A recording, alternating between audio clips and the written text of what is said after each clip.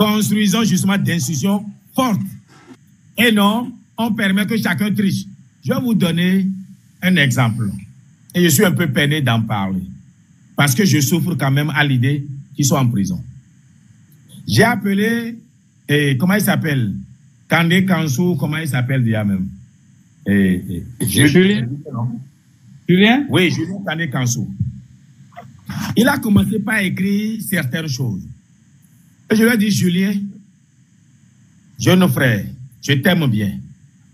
Mais tu n'es pas dans un pays ou bien dans un régime ou dans un environnement ou sur un continent où ce que tu crois là est permis.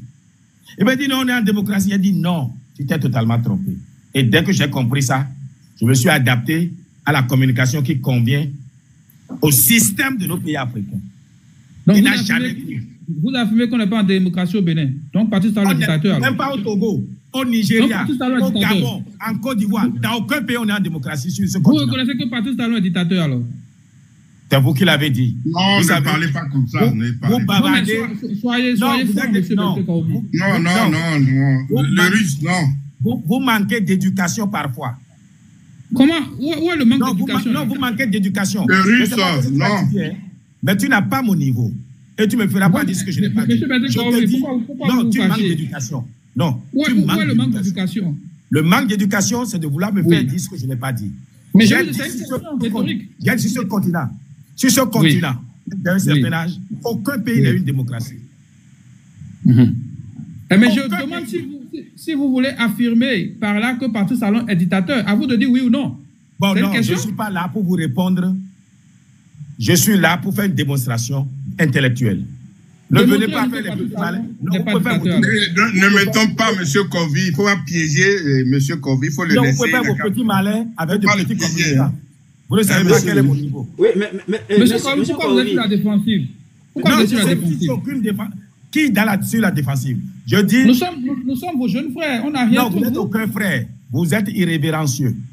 Parce que quand on fait un débat, d'intellectuel, il faut attendre, tu poses ta question. Parce qu'il faut prendre tout le cours de la discussion pour comprendre de quoi on parle. Je dis sur ce continent. Oui. Et je le répète encore, vous pouvez faire capture d'écran. Sur ce continent, aucun pays n'a une démocratie. Donc le Bénin est une dictature. C'est vous qui l'avez dit. On a compris. Monsieur Kovi, aucun pays n'a une démocratie. Nous ne remplissons pas les conditions. Pour être une démocratie, vous savez la première des choses qu'il faut. Qu'est-ce qu'il faut? Bon, je crois que vous êtes trop jeune pour le savoir. Il faut un peuple. Vous en avez au Bénin, vous? Vous n'êtes pas de la population? Bon, alors, vous n'avez rien compris. Le débat, vous ne pouvez pas comprendre ce que je dis. Mais soyez plus explicite. Non, je ne suis pas là pour vous enseigner. Il faut un peuple. Et vous n'en avez pas au Bénin. Vous n'en avez pas au Togo. Vous n'en avez pas au Ghana. Mais c'est vrai ce qu'il dit, M. Kovi. S'il y avait un peuple au Bénin, on serait depuis longtemps au moins dans les rues, depuis des années, ce n'est pas aujourd'hui même. Donc le peuple n'existe pas chez nous, mais c'est le système. Mais c'est le système, M. Kovi, c'est le système dont vous faites partie qui nous amène là. Je veux me contenter de ce qu'on a. Je suis parfaitement d'accord avec M. Kovi. Hein. On n'a pas de peuple. Hein, parce que le peuple ne connaît même pas ses droits. Qu'est-ce qu'il faut faire pour avoir de peuple? Non, ça, je n'en sais rien. Mais je peux vous dire que mon cœur... C'est le réveil, nous faisons le réveil. Mon cœur saigne à l'idée que Julien Kandé Kansou est en prison. Je lui ai dit, jeune frère, fais très attention. Oh, président, monsieur poète. J'ai dit, toi, poète, en Folonjo, quand tu auras des difficultés, tu ne verras personne derrière toi. Tout le monde bavard sur les réseaux sociaux. Combien de jeunes vous avez vu debout? Oh, libéré Julien Kandé Kansou. Vous avez trouvé combien? Monsieur Kovi, c'est votre expérience à Malabo qui vous a fait amener à cette conclusion qu'il n'y a pas de peuple au Bénin? Oh, écoutez, quand vous allez apprendre à raisonner, quand vous aurez mon âge, vous comprendrez ce que je dis. Je vais vous donner un autre exemple. Non, mais on vous a quand même vu dans une autre posture. Est-ce que c'est votre mésaventure à Malabo et votre emprisonnement et tout ça qui vous a finalement... Dans les gros mots, écoutez les petits mots dont tu ne comprends pas le sens. Quelle mésaventure? Mais vous avez fait la prison à Malabo, n'est-ce pas? Vous avez fait la prison à Malabo, non? C'est une expérience de vie. Et si je n'avais pas fait la prison, il m'aurait manqué quelque chose. Et c'est justement après la prison que vous avez changé de camp. Je n'ai pas changé de camp. La prison vous a fait changer de camp, M. Corvi. Non, vous n'avez rien compris. Vous avez plaidé la folie. Vous avez dit que vous étiez fou. Oh, mais écoute, je ne veux pas perdre mon temps. Si tu n'as rien à dire. Dans le débat, hein, ce n'est pas la peine. Tu n'as rien à dire. Le grand frère est là pour l'économie. Il est là pour l'économie, il n'est pas là pour la politique. Parlons économie. Sur ce continent, aucun il y a une chose que vous devez comprendre. Moi, Kouvi, je quitte la présidence en Guinée équatoriale où je travaille avec le ministre d'État chargé des missions présidentielles. Et à 23 h, on vient taper à ma porte. On brise la porte. On m'arrête un 17 avril 2019. Et c'est un 17 mai 2019 qui a plainte contre moi dans mon propre pays. Vous êtes en démocratie? Taisez-vous. Laissez ceux qui ont vécu vous dire faites attention et tenez compte de l'environnement global. L'environnement global, toi tu n'as même pas le courage de t'assumer. Tu te caches derrière un pseudo et c'est toi qui donnes des leçons, qui envoie les jeunes se faire arrêter pour des oui et des non. Moi, il est de mon devoir de leur dire j'ai payé le prix. Oui, mais faites attention. Le russe, M. Corvi. Pourquoi vous voulez me faire dire ce que je n'ai pas fait? J'ai envoyé quel jeune dans les rues, le russe. M. Corvi, juste une seconde. Je vais couper le micro. Oui. Oui. Donc, il ne faut pas qu'on sorte du débat, parce que je ne veux pas que ça soit un débat personnel ou interpersonnel. Là. Monsieur Corvi, moi, je trouve que vous faites une généralisation un peu trop facile quand vous dites aucun pays africain n'est en démocratie. Mais Attendez, M. Corvi. Ce qu'on a eu pendant 30 ans, ce n'était pas parfait, mais ça a permis à chaque Béninois de rester dans son pays. On n'a pas eu l'armée dans la rue qui tirait à balles réelles. Ce n'était pas non plus une démocratie. Ce n'était pas parfait. Ce n'était pas une démocratie. Depuis 90, on n'a jamais eu une démocratie. Oui, c'est pas grave, mais au moins, chacun avait la quiétude de rester chez lui. Ça c'est un autre débat. Oui, non, c'est pas un autre débat. Tout est ensemble. La démocratie. C'est un autre débat. J'ai dit non, c'est pas un autre débat, M. Corvi. On n'a jamais été en démocratie depuis 1990. Mais ce qu'on avait avant, ça avait garanti à chaque Béninois la quiétude. On n'a pas vu l'armée dans la rue tirer à balles réelles. Non, ça avait garanti à un petit nombre, à un petit cercle, de se partager le gâteau national. Et oui, le peuple était en périphérie, qu'on gavait d'argent facile, on n'a rien construit. Je vous le concède, j'ai dit, si vous voulez faire un débat sur la qualité politique, la qualité des institutions, à certains égards, je ne vais pas opiner. Je veux parler économie. Parce que j'aime défendre ce en quoi je suis à l'aise, ce à quoi je suis à l'aise pour parler. C'est le russe qui est venu commencer par raconter des histoires. On va écouter les autres. Il y a des amis qui n'ont pas pris la parole. Bon, je vais vous laisser continuer. Monsieur Corvi, je vais vous dire quelque chose sur l'AES. Votre position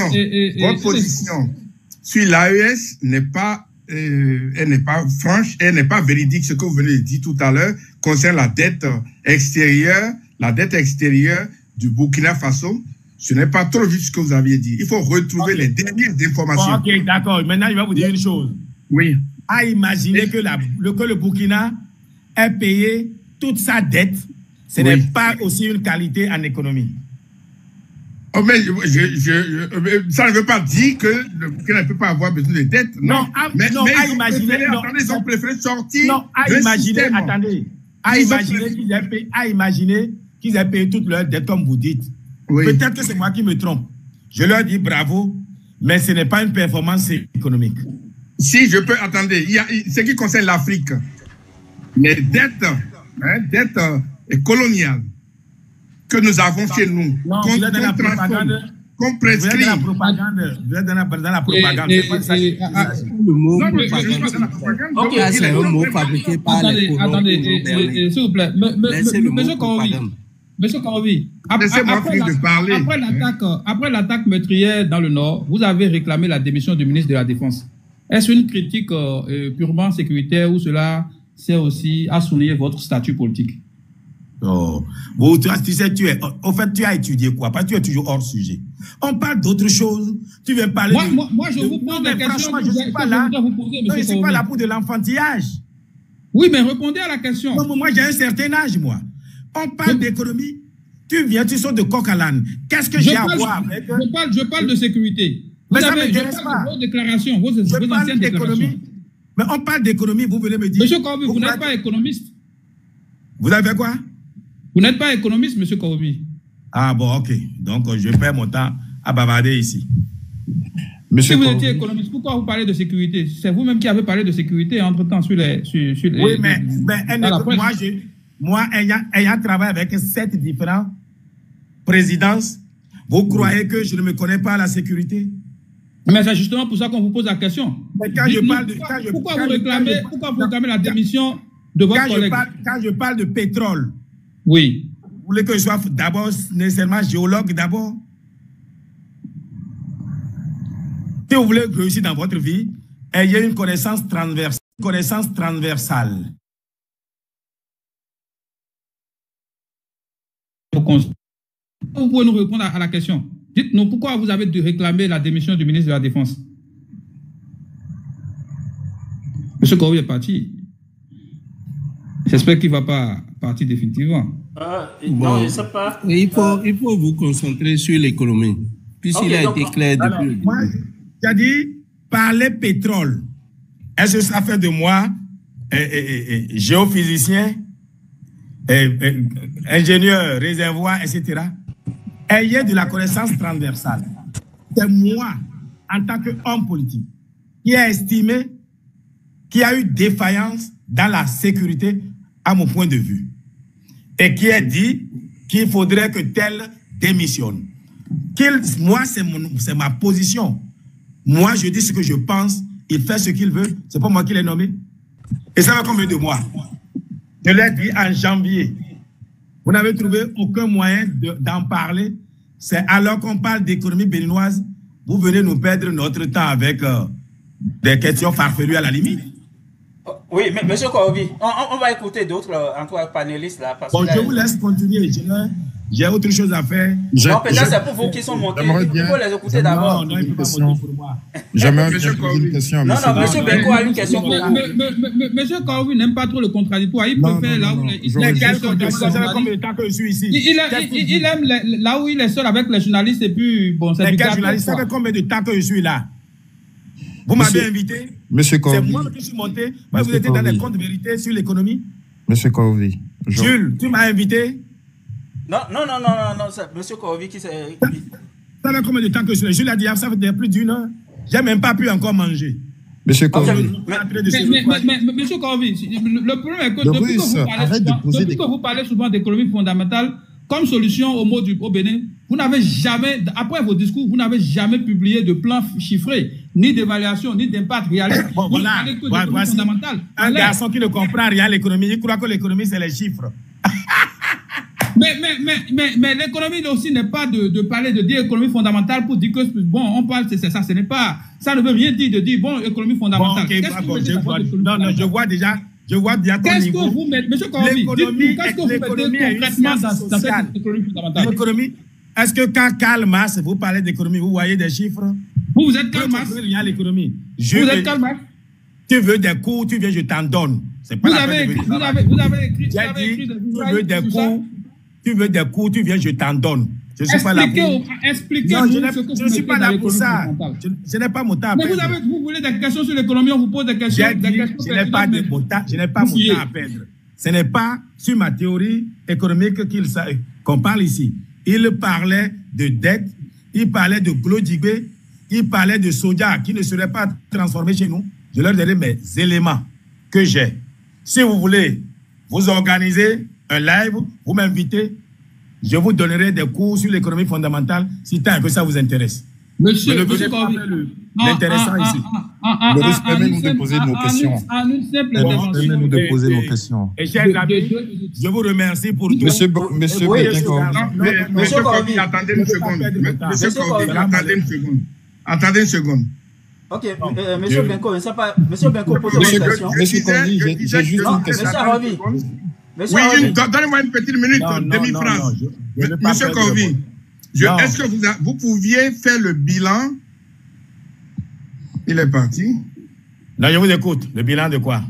Vous pouvez nous faire le bilan en 2 ans du Burkina Faso par rapport au Bénin? On peut comparer les deux économies? Moi, je ne suis pas burkinabé. Non, mais parce que vous avez une notion là-dessus. Attendez, je ne suis pas burkinabé et je n'ai pas accès à leurs chiffres. J'ai une question. Ok, monsieur Benko, allez-y. Monsieur Benko, je ne peux pas me mettre à vous dire des affabulations puisque je n'ai pas les chiffres. Monsieur Corvi, moi, je peux vous dire, pour qu'on ne traîne pas, je peux vous dire que ce que le Burkina a battu en 2 ans pour mettre les bases d'un développement. Mais ça, c'est le Bénin n'a pas fait ça. Vous parlez de quel Burkina, au fait? Le même Burkina qui est notre voisin.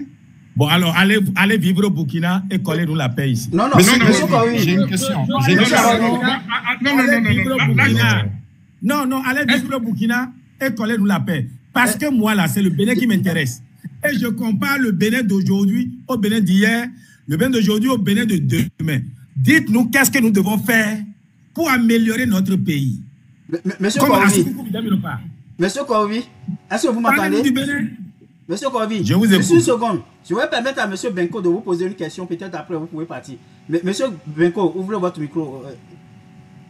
Monsieur Corvi, bonsoir. Alors, moi, ma question ne concerne pas le Burkina ni les autres pays africains. Ma question concerne que le Bénin. Voilà qui me réjouit. Nous avons un secteur primaire qui, depuis des années, reste embryonnaire. Nos grands-pères vont toujours au champ avec la roue. Sachant qu'aujourd'hui, on a des tracteurs modernes. On a des engins qui sont beaucoup plus modernes. Comment est-ce que aujourd'hui, moi je vous parle parce que vous dites souvent que vous êtes économiste. Comment est-ce que aujourd'hui nous pouvons transformer notre secteur agricole, notre secteur primaire? Comment est-ce que nous pouvons la dynamiser pour qu'elle soit meilleure que la concurrence? Deuxième question, et ça suit en même temps la première question. C'est bien d'avoir un secteur primaire qui soit dynamique. Mais comment est-ce que nous transformons notre secteur secondaire? Est-ce que la GDIZ seule va suffire pour le Bénin? Si la GDIZ seule va suffire pour le Bénin, comment est-ce qu'on met en place une structure de décentralisation? Parce que j'imagine que le monsieur agriculteur qui est dans le nord ne va pas tout le temps payer les frais de transport pour descendre dans le sud, transformer et revenir chez lui. Ça va coûter cher à la localité où il va revendre. Donc, comment est-ce qu'on met un système de décentralisation de la GDIZ si personne ne veut de la concurrence? Parce que moi, j'ai toujours dit, pour faire grandir le système, le secteur secondaire dans notre pays, il faut faire de la concurrence à la GDIZ.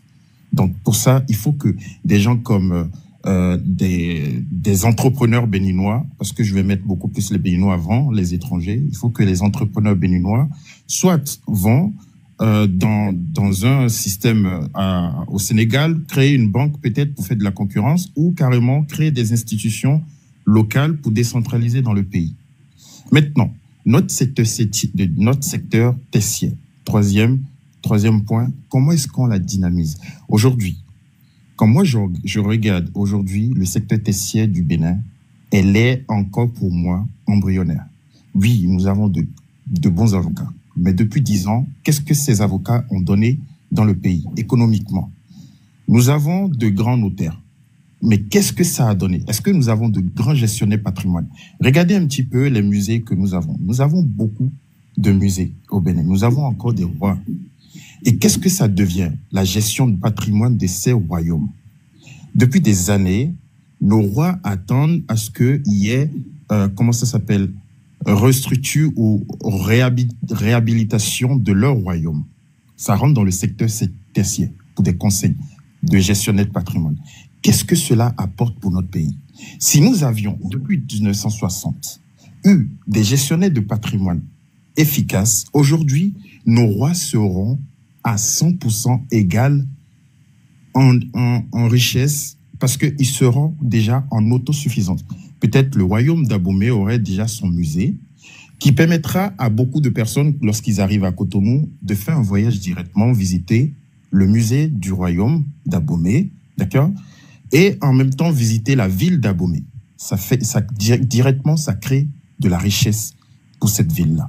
Maintenant, aller plus que cela, les élections de 2026 qui approchent. On parle de partis politiques. Bon, si vous mettez tout ensemble, je vais finir par oublier la question. Bon, ok, je vous laisse. Là, j'ai parlé simplement des 3 secteurs qui nous concernent. Alors, je ne veux pas parler de ce que Kérékou aurait dû faire, Yahi aurait dû faire, Talon aurait dû faire. Je veux parler de... Attendez, si le Bénin m'échoue, j'ai toujours dit, et ceux qui m'ont toujours écouté se souviendront que j'ai toujours dit que l'État doit aménager, viabiliser les terres agricoles béninoises en jachère. Parce que l'investissement le plus cher pour l'agriculteur et le plus difficile, c'est l'aménagement, viabilisation, nivellement, défrichage et tout ce que vous voulez, des nouvelles terres au fait. Et le Bénin a encore 7 millions d'hectares de terres vierges qu'on n'utilise pas. Si j'étais président, Inch'Allah, je le serai, c'est la volonté de Dieu et du peuple béninois, je vais aménager, viabiliser 3 millions d'hectares de terres supplémentaires. 1 hectare est aménagé à hauteur de 1 million de francs CFA. Ça, c'est une dette productive. Je ne prendrai pas, même dans mon modèle économique, je ne vais pas faire le recours à la dette. Je ferai recours à l'investissement participatif éthique, c'est-à-dire l'investissement islamique qui n'a rien à voir avec la religion. Les terres sont aménagées, sont distribuées aux paysans à qui, moi, il faut apprendre aux Béninois à travailler ensemble. Vous savez, quand vous exploitez 50 hectares de terres agricoles, vous pouvez avoir une économie d'échelle. Vous avez un coût fixe par hectare moindre à celui qui exploite 5 hectares, 3 hectares, etc. Donc, je vais les amener à mutualiser leurs efforts ensemble, les mettre en groupe de 50 hectares, 100 hectares où ils vont apprendre à travailler ensemble. C'est ça manque aux Béninois. Le Béninois n'aime pas s'associer à un autre Béninois pour travailler, pour mutualiser les efforts. Ayant aménagé, viabilisé les terres, on les met à leur disposition, on les encourage à travailler ensemble, on mettra de tracteurs à porter. Il y aura des sociétés d'équipement, comme beaucoup d'ailleurs de sociétés aujourd'hui de transport aérien. Ces sociétés-là, les avions ne leur appartiennent pas. Les avions appartiennent aux maisons d'assurance qui mettent à leur disposition. Nous allons mettre une société d'équipement agricole en place qui pourra mettre les tracteurs à portée de ceux qui ont 100 hectares, ils sont peut-être 10. Donc, en réalité, chacun apporte 10 hectares et ils sont mutualisés. Ils travaillent ensemble. Le tracteur est un crédit qui sera remboursé sur leur production. L'investissement initial pour aménager, viabiliser les terres est récupéré sur un pourcentage de la production qui est ponctué chaque année sur ce qu'ils produisent. Ça me permettra de décider de combien d'hectares sont utilisés pour le maïs, le haricot, le soja si vous voulez, même l'acajou. Nous allons faire de la planification agricole. En fonction de nos zones pédologiques, on en a 7. Là, on doit produire essentiellement chaque espèce, nous le connaissons. Ben, vous allez quand même permettre que je ne dise pas tout parce que nombreux sont en politique qui n'ont aucune idée. Et après, vous les verrez en train de reprendre ma pensée politique pour notre pays, s'il était présent, ce que je ferais. Mais le secteur secondaire et le secteur tertiaire. Attendez, on n'a même pas encore fini le secteur primaire. Ah, ok. Pendant qu'on fait le secteur, on a de faire le secteur primaire, la mécanisation, je vous ai dit le motel, les terres qui sont aménagées, il faudrait qu'on apprenne à nos parents à fertiliser nos terres. Et il faut une relation entre agriculteurs et éleveurs. D'abord, parce que le secteur primaire, ce n'est pas seulement l'agriculture. C'est pour ça que je n'ai pas fini. Je vais faire un croisement entre nos vaches locales et les espèces qui peuvent te faire 30 litres, 45 litres par jour. Ce croisement-là va améliorer la race bovine qui sera sur notre territoire. Nos vaches font difficilement 1 litre à 2 litres de lait par jour, sinon 3. Si on peut aller à 10 litres, à 15 litres, c'est une bonne idée.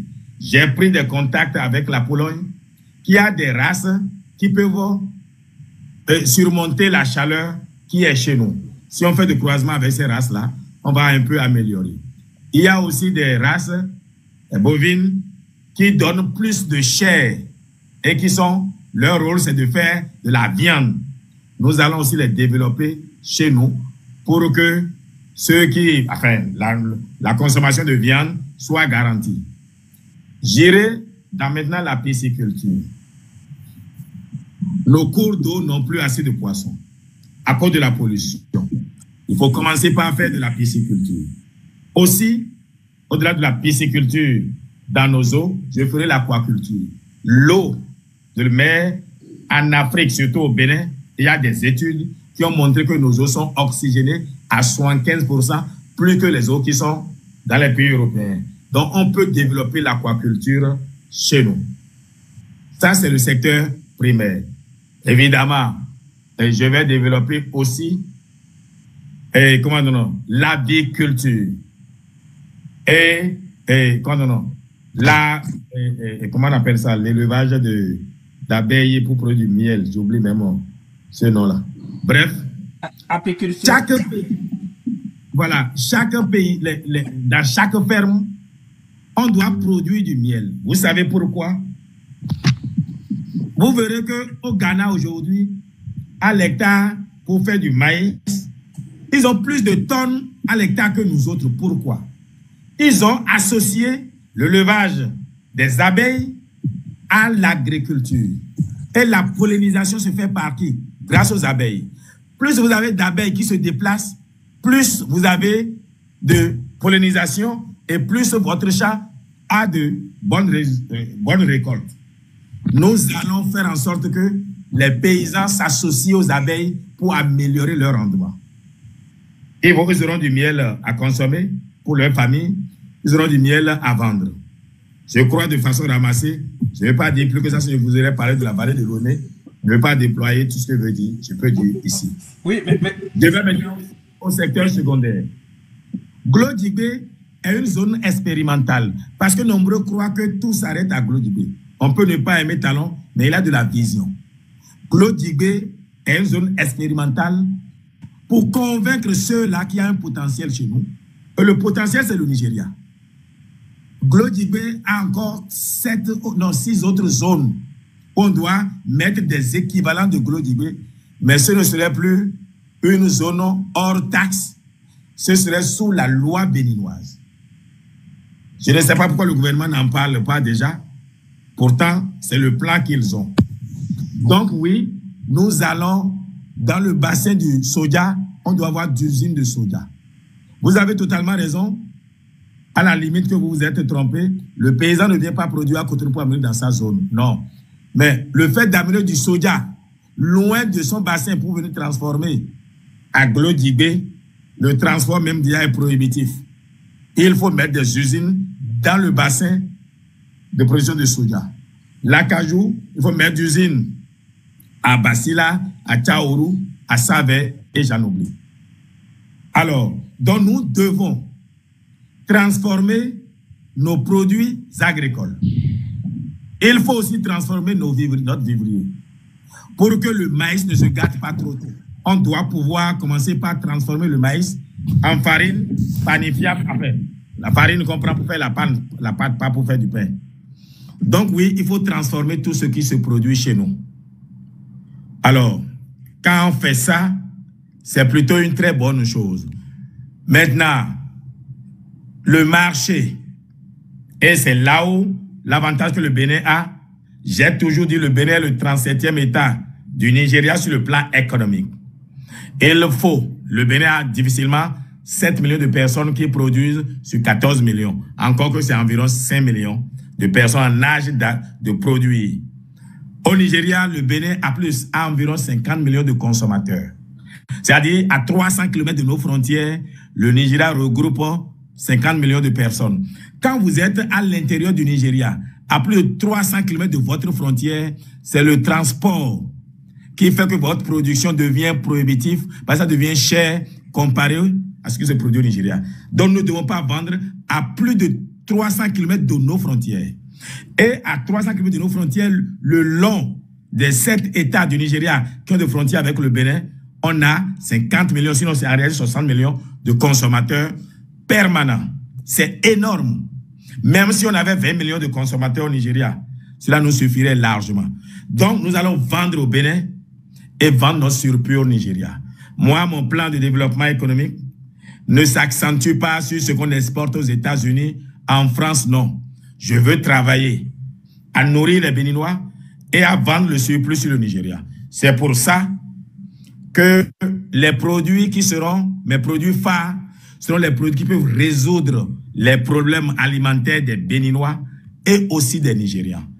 Figurez-vous que l'Afrique importe pour 84 milliards de nourriture par an à partir des autres continents.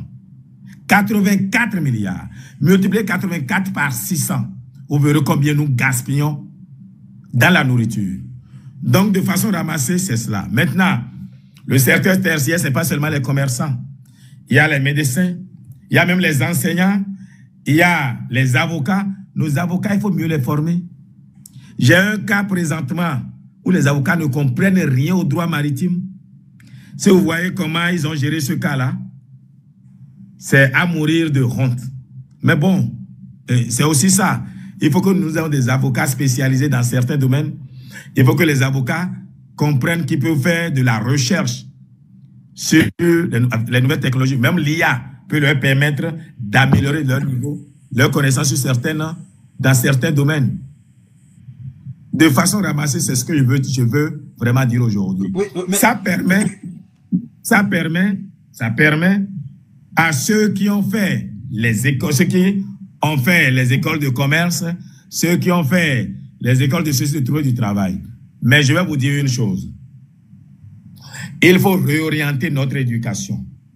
Je vous donne l'exemple de mon propre garçon. Il fait son bac, il a une mention. On lui donne une bourse, soit il reste au Bénin, soit il va à l'étranger faire l'économie. Je lui ai dit, mon garçon, ne perds pas ton temps. Économiste là, il en a déjà trop. Fais l'agronomie ici.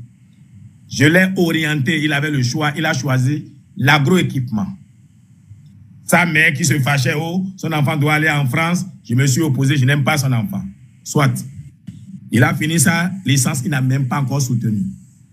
Le matériel qu'on lui a dit de reproduire, c'est un matériel qui permet d'enlever les poils, les plumes à nos volailles. Je ne sais pas comment il s'est arrangé, mais il a tellement bien réussi ça que le fabricant en France lui donne un séjour de 8 mois en France pour faire des stages chez eux. Je lui ai dit, fais attention, ne mange pas leur nourriture. Ils sont surpris que tu aies bien reproduit leur machine parce qu'ils disent, ils veulent voir comment il a réussi. Apprenons à nos enfants à se former dans les domaines où ils ont d'utilité pour leur société. Les histoires de master en linguistique, master en traduction, master en droit, master en ressources humaines. Aujourd'hui, il y a l'IA. Master en sociologie. Mais ça dit, c'est être formé pour le chômage. Donc, il faut revoir aussi nos curricula, au fait. C'est ce que je veux dire. Et j'en ai terminé. Je crois que... Oui, mais Monsieur Corvi, je vais vous permettre d'écouter Madame Georgie avant de partir. Georgie, si tu as des commentaires par rapport à ce que tu as entendu juste là, tu peux prendre la parole. Non, Monsieur Biafrika, il peut continuer ce qu'il dit. Biafrika, je pose la question de Georgia. Par quel mécanisme Monsieur Corvi veut financer tout ce qu'il vient de nous présenter? Je veux que celui qui a posé la question me réponde d'abord avant que j'aille dans le mécanisme, parce qu'il a donné le mécanisme ici. Mais comme le Russe n'écoute pas, il était distrait. J'ai dit que ce serait un financement participatif et éthique, un financement islamique où c'est l'exploitation de l'infrastructure qui permet de rembourser, de récupérer l'investissement. Vous n'avez pas écouté. Vous voulez dire partenariat public-privé, c'est pas compris. Je n'ai pas compris le mécanisme de financement que vous expliquez. Soyez beaucoup plus le financement participatif et éthique, le financement islamique. Maintenant, si vous n'avez pas compris le mécanisme du financement islamique, ça c'est un autre débat. Nous allons entrer dans la finance islamique et on va en parler. Parce que je vous ai dit ici qu'on met le tracteur à disposition, on a aménagé les terres, on fera, et d'ailleurs ça se fait déjà dans les villages. Vous savez ce qui se fait au nord, chez nous. Quand quelqu'un n'a pas de terre, quelqu'un d'autre met une terre à sa disposition, mais avant de mettre ça à sa disposition, il s'arrange pour aménager via la terre. C'est là où on parle de capital fixe. Et on s'entend sur le pourcentage de sa production que lui retient. C'est le même système, au fait. Monsieur Corvi, ce n'est pas le même financement islamique que vous avez proposé au ministre Ouada. Il vous a rejeté en tant que vous êtes offusqué par rapport à ça. Vous êtes toujours hors sujet. Je n'ai jamais parlé de ce financement islamique. En fait, ce financement, vous avez amené des partenaires financiers en tant chez le ministre des Finances. Mais les partenaires financiers qataris ne sont pas islamiques. Mais c'est quoi la différence entre ces partenaires-là et le financement islamique? Le financement islamique, il n'y a pas d'intérêt à payer. Les partenaires qataris avaient demandé un taux de 4%. Donc, il y a de riba. Or, en islam, l'intérêt est haram. Donc, il y a ce financement-là, pourtant, le parti Talon ne profite pas de ce financement et il va sur le marché pour financer. Oui, mais pourquoi vous ne réfléchissez pas, vous ramenez tout à Pakistan? Une motion. En fait, si c'est tellement facile, s'il y a un financement à taux zéro quelque part, et que nous avons un gouvernement qui va chercher le financement sur l'autre marché. Monsieur Jules. C'est pour dire que ce que vous dites n'est pas utopique. Vous comprenez, c'est justement pour montrer. Ok, j'ai dit, continuez de vous former, vous comprendrez de quoi le monde est fait. Monsieur Corvi, Monsieur Corvi, moi, à votre place, si celui qui a posé la question, je veux qu'il me réponde. Ou bien il est parti. Non, je suis là. Il est là. Benko est là. Pourquoi vous le dites? Non, je vous ai répondu. Moi, je vous suis. J'allais vous poser, j'allais revenir, mais comme vous étiez... oui, mais parlez, parce que moi, je dois aller faire autre chose. D'accord. Donc, moi, j'ai suivi très bien ce que vous avez dit. C'est très, très bien. C'est un très bon développement. Maintenant, qu'est-ce qui va permettre tout cela? Le Russe ne pose pas la bonne question, certainement. Est-ce que nous avons une politique forte pour pouvoir installer un système comme ça? Je parle de politique forte. Moi, président, et nous allons mettre ça en place. Monsieur Corvi. Je ne peux pas imposer à quelqu'un d'autre de faire ce que je dis là. Monsieur Corvi, attendez. Il faut que nous comprenions quelque chose au Bénin.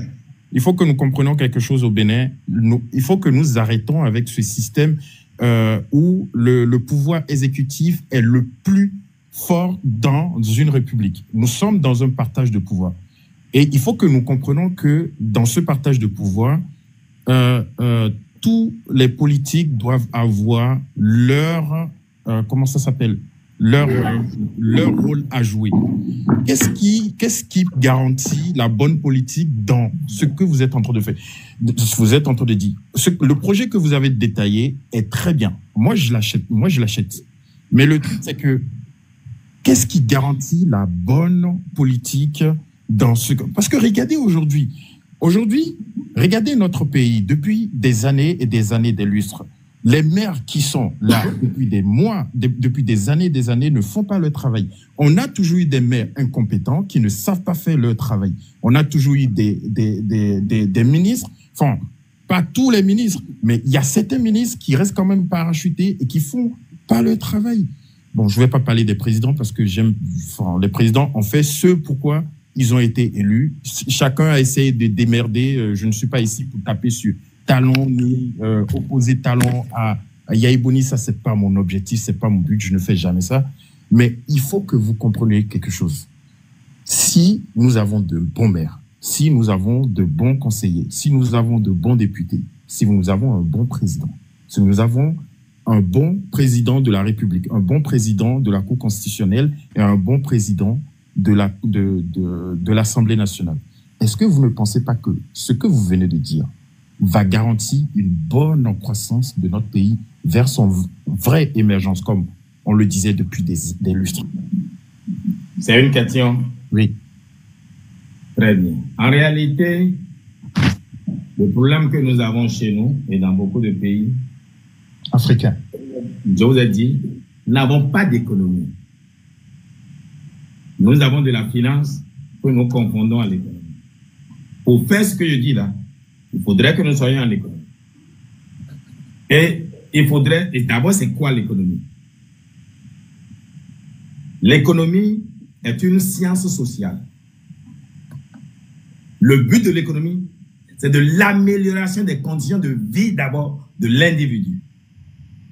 L'économie est une science sociale, une main invisible, dont le rôle, la fonction, est de prendre les ressources existantes dans une localité, dans un environnement, pour satisfaire les besoins de ceux qui y vivent.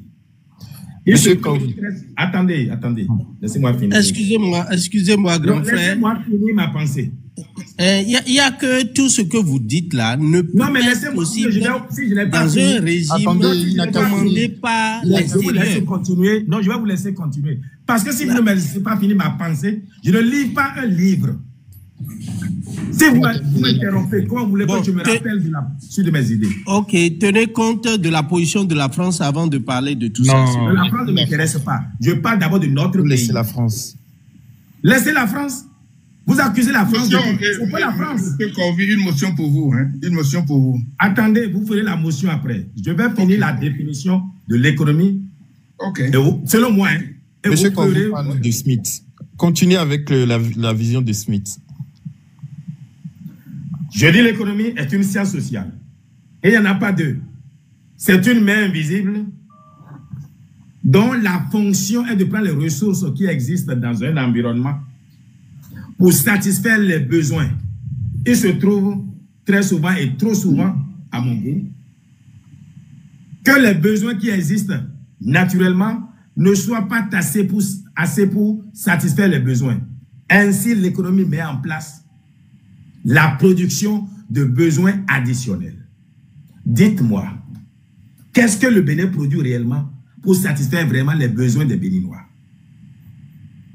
Nous faisons le coton. Même le mouton ne vous mange pas le coton. Mais on en a fait notre production phare. Sogolo est venu coton. Banque mondiale, FM, nous ont obligé coton. Pourquoi? Parce que ça sert des industries à Liverpool, ça sert en Inde et ailleurs. Le drame africain, c'est qu'il ne produit pas pour satisfaire les besoins de sa population. Il produit pour gagner de l'argent, pour avoir le droit d'aller acheter chez les autres. Pourquoi nous faire produire? Pour avoir du dollar, pour aller importer du riz qu'on peut produire chez nous. Aller même importer du poulet d'ailleurs, poulet pourri qu'on peut produire chez nous. Etc. Donc, nous ne produisons pas pour satisfaire nos besoins. Nous ne sommes pas en économie. Les pères de la science économique ont défini ce que c'est que l'économie. Ce que la plupart de nos pays aujourd'hui font, c'est de la finance. Où on veut gagner de l'argent, même en vendant du poison aux gens. On vous fait fumer, on sait que la cigarette tue, mais puisque ça permet de lever des taxes et impôts, on vend ça aux populations. Je prends Museveni. Les gens avaient commencé une campagne de lutte contre la cigarette en Ouganda. Il a dit, mais non, si on ne vend pas de cigarettes chez nous, j'aurai pas d'argent pour le budget. On lui dit, mais ça tue les gens. Il dit, ben, de toute façon, il faut mourir un jour. Parce que les taxes sur la cigarette lui donnent plus d'argent que toute autre chose. Vous croyez qu'il était en économie? Il pensait finance. Donc, voilà un peu ce que je veux dire. Je crois qu'on a dit l'essentiel. Pour appliquer ce que je dis, pour appliquer ce que je dis, pour appliquer ce que je dis, oui, et un instant, et Arobi. Il faut un homme qui comprenne l'économie. Juste une petite minute. Un homme qui comprenne l'économie à la tête de nos pays. Moi, je viens de revenir de Zanzibar. J'étais à Zanzibar et j'arrive. C'est une île qui contrôle 233 000 km² de mer, riche en poissons, qui importe le poisson de l'Afrique du Sud et du Brésil. Vous savez pourquoi? Ils n'ont pas de port de pêche, ils n'ont pas d'usine de pêche, et on ne peut pas conserver le poisson chez eux. Je suis allé, quand j'ai eu l'information par quelqu'un sur leur proposer qu'ils fassent de port de pêche et toutes ces histoires-là et d'usines. Ils ont dit qu'ils avaient déjà un projet de 15 milliards pour construire un port de pêche, un mini-port de pêche. Je leur ai dit c'est une bonne chose.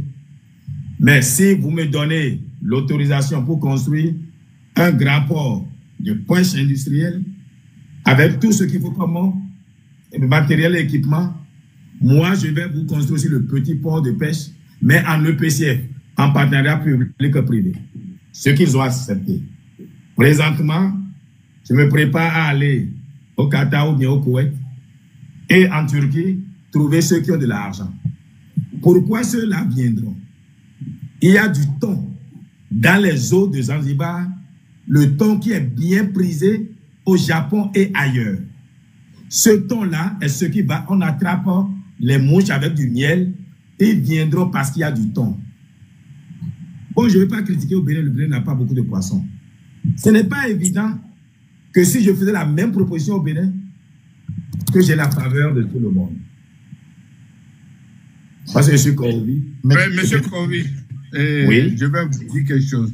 C'est que le développement que vous faites pour l'économie, à mon niveau, moi, c'est limité. Ça, c'est pour développer juste quelque chose, des projets concrets, mais pas pour développer un pays.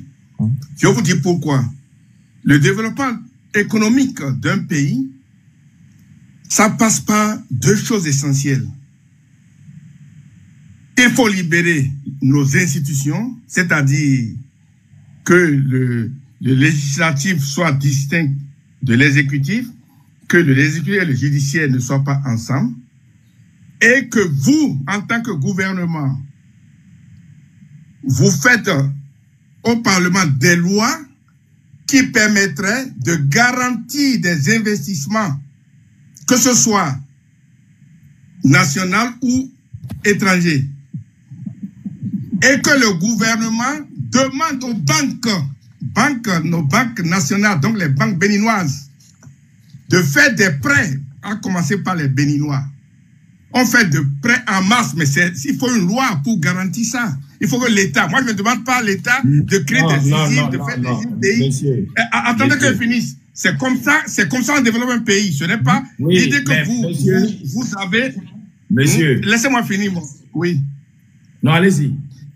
Laissez-moi finir juste quelques phrases, ok? Et donc, c'est comme ça que les grands pays que vous connaissez là, c'est comme ça se passe. Vous voulez développer le Bénin, permettez que les Béninois obtiennent des prêts de nos banques. Mais c'est le gouvernement qui doit mettre des lois pour permettre aux banques de faire ces prêts-là. Il faut une garantie aussi.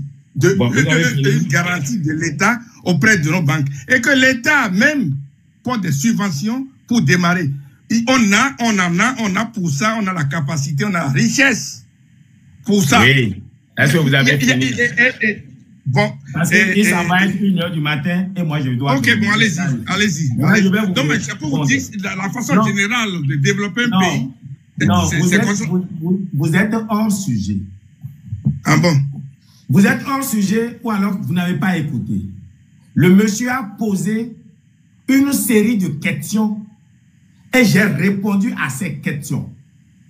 Le cadre institutionnel pour le développement économique est ce dont vous parlez. Je suis totalement d'accord avec vous.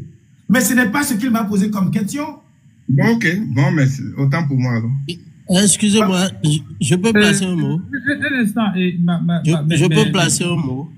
J'avais dit tout à l'heure que pour développer votre théorie, il sera difficile de le faire si vous restez dans le giron de la France. Vous m'avez dit non, de laisser tomber. Mais vous êtes dans votre développement, vous êtes allé jusqu'à dire qu'on nous oblige à faire de la production pour leurs entreprises à l'extérieur.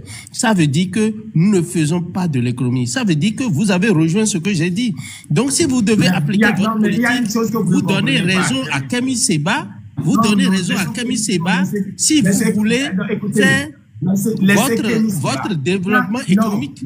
Laissez Kémy Séba. Il n'est pas ici pour se défendre.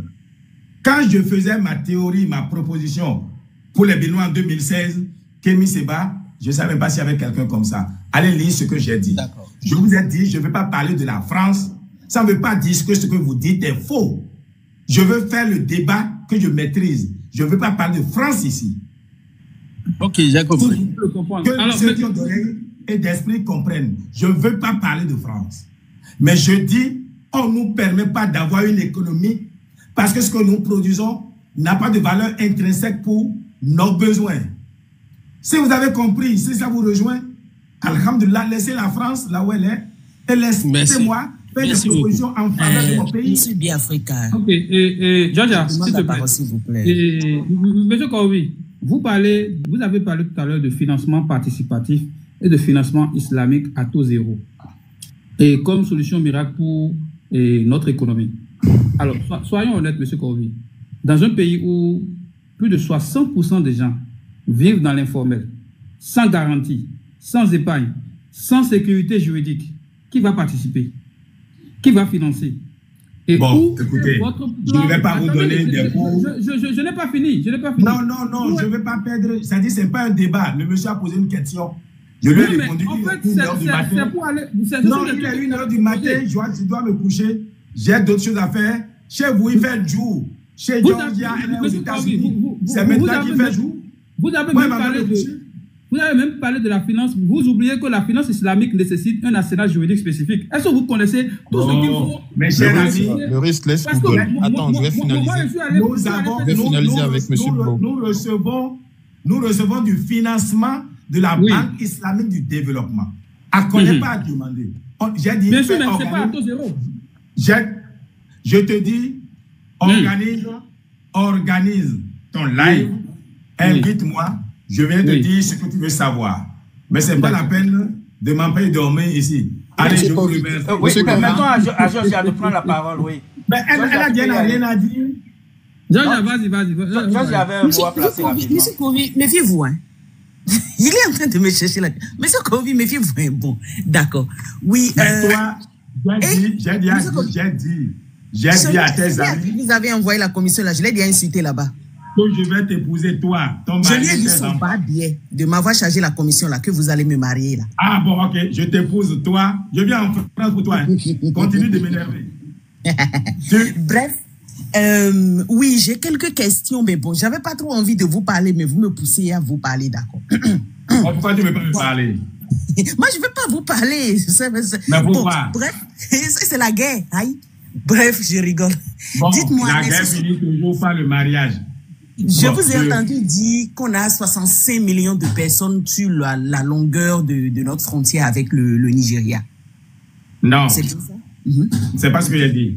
Oui. J'ai dit, nous avons 50 millions environ. Parfois, ça peut aller à 60. 50 à 60 millions quand même, c'est beaucoup. Ça fait environ 1/6 de toute la population du Nigeria. Oui, mais le Nigeria est... Bon, alors, vous prenez le Lagos. Prenez Lagos. Ah, notre frontière avec le Nigeria, c'est Lagos. Nous ne faisons pas frontière avec Lagos. Mais l'État de Lagos vient jusqu'à ses mains. Vous devez mais pas Lagos. Mais oui, mais prenez... Oui, je parle de l'État. Oui, moi je cherche. D'où est-ce que vous sortez ce chiffre? Qui a compté? Mais moi, je travaille sur ce truc-là depuis 2006. Montrez-nous le travail de beaucoup de chiffres irréels ici. C'est pourquoi je qualifie de non, vous savez, les États... D'où viennent les chiffres? Moi, je cherche en ligne, je ne trouve ces chiffres nulle part. D'où viennent vos chiffres? Mais parce que alors, les chiffres sont importants. J'ai dit, quand on est à 300 km, prenez les États qui sont à 300 km de la frontière béninoise. À 300 km de la frontière béninoise. Il y a des paramètres, des variables dont il faut prendre en compte. À 300 km de la frontière béninoise, combien sont les États que nous avons au Nigeria? Les États fédérés. Hein? Combien? Pourquoi Georgia veut? Ah, mais je me rends compte qu'il faut que je m'arme de patience pour t'épouser à la maison. Hein? Patience, c'est petit. Vous allez même boire anesthésie pour moi. Mais j'ai dit, prenez les États du Nigeria, cherchez les chiffres. Mais j'ai sûr des recherches qui ont été faites, mais ce n'est pas possible. Les recherches ne sont nulle part. Comment avez-vous obtenu ces chiffres-là, M. Kovi? Ok, je vais donner les chiffres à, comment il s'appelle, à Jules, et il va les partager avec vous. Non, donnez ça en même temps. Vous ne mettez pas. Mais je n'ai pas ça en tête. Je vous donner la population de chaque État. Combien d'États ont des frontières avec sont à 300 km de la frontière béninoise au Nigeria, vous croyez? Combien? Il y en a plusieurs. Quand vous prenez Ogun State, quand vous prenez Ondo State, quand vous prenez Osun, quand vous prenez Oyo State, vous ne savez pas que quand on parle de 300 km de nos frontières, tout ça là est à 300 km. J'ai dit à 300 km de nos frontières, dans l'intérieur du Nigeria, là. Vous avez plus de 50 millions de personnes comme marché. Acceptez que vous avez inventé les chiffres. J'ai rien inventé. Ce sont des... Mais dites-nous la provenance de vos chiffres. Mais nous avons fait des études dans ce sens. Vous ne savez pas qu'on a... Nous avons travaillé en 2007 sur l'intégration Bénin-Nigeria, l'économie. On a même fait des forums ici. Quelles sont les données qui nous ont permis d'avoir ces chiffres-là? Écoutez, je ne perdrai pas mon temps. Vous savez... Monsieur Kovi, tu ne connais même pas encore le bac, donc tu n'avais même pas encore le bac. Tu ne comprends pas. Vous êtes un idéologue économique. Je ne vais pas perdre mon temps. J'ai dit, prends la carte du Nigeria, prends chaque État, cherche, il y a même l'IA aujourd'hui, à combien de kilomètres c'est à la frontière du Bénin, tu vois combien de personnes ça, tu fais la somme, tu verras combien de personnes là. Et je vous ai dit, pour 7 millions de producteurs, même si on a 20 millions de consommateurs au Nigeria, c'est largement suffisant. Vous êtes là dans les slogans. Monsieur Kovi, moi j'aurais une suggestion de dernière. Écoutez, demain, je dois aller me coucher. Je vais juste finir par des suggestions. Moi, je peux finir ce que je disais. Non, mais c'est Georgia qui avait la parole. Vous, Georgia, à tous les droits. Allez, dis Madame Kovi. Moi, Madame Kovi, poids. Bref, je voudrais savoir... Allez-y. Même pas dans mon pic cauchemar. Bref, vous avez fait... c'est-à-dire, en vous écoutant ici, j'ai entendu que vous avez carrément dit qu'il n'y a pas de démocratie au Bénin. Contrairement à ce que notre constitution dit. Vous dites que la constitution elle-même est truquée. Vous dites qu'il n'y a pas de peuple. Ça, ce sont des phrases que vous avez dites de façon sèche. Mais quand même, vous avez... ça dit, vous faites un appel clair au non-respect de la constitution du pays. C'est ce que je vous ai entendu dire ici en disant clairement que voilà, Patrice Talon peut rester, il peut faire un autre mandat alors que la constitution ne lui permet pas. Tant qu'il peut produire, tant qu'il peut travailler au bien-être des populations béninoises, qu'il mange désormais 4 fois par jour ou de manger une seule fois, comme on le fait aujourd'hui. Oui, il peut faire 4 mandats s'il veut. Mais je peux chercher des audios de vous tout de suite où vous disiez que les Béninois ont faim. Hein? D'où est-ce que ça sort? Je vais te dire la même chose. Mais vous venez de dire que tant qu'ils travaillent comme maintenant où les Béninois mangent 4 fois. J'ai jamais dit ça. Vous n'avez pas écouté. Ok, je n'ai pas écouté, désolé. J'ai dit, s'il peut permettre de manger 4 fois au lieu de 1 fois qu'on mange aujourd'hui. Mais là maintenant c'est 1 fois. Les Béninois ont faim. Et pourquoi voulez-vous qu'ils restent? Mais c'est parce qu'ils ont fait qu'on construit le pays. D'où vient l'argent? Bon, il faut rentrer. Hein? Tu vas voir comment même ton village là, la route pour aller payer la dot. Ça ne me plaît même pas. Parce que là, on a tellement de planting boss qu'on n'a même pas envie de rentrer. Pour aller dans ton village, c'est goudron. C'est où mon village? Moi, j'en sais quoi. C'est toi qui je ne sais même pas. J'ai village au Bénin. Ah bon? Mais bon, dites-moi. Monsieur Corvi, arrêtez-moi aller me coucher. Arrêtez la propagande. Pourquoi est-ce que vous faites un appel au non-respect de la Constitution et vous trouvez qu'elle n'est... Parce qu'il faut construire ce pays. Et je souhaite... Pour construire ce pays, il faut ne pas respecter la Constitution. C'est grave. Mais quelle Constitution? Quelle Constitution? La Constitution. Monsieur Corvi, on doit vous poursuivre pour ce que vous êtes en train de dire. On doit vous poursuivre, hein? Non, moi, vous savez, vous aimez vous mentir vous-même. Monsieur Corvi, respect de la Constitution. Vous appelez à la violation de la Constitution. Mais voilà, mais laquelle? Monsieur Corvi, ma dernière question, moi je fais mon micro, puisque jusque-là, vous n'avez répondu à aucune.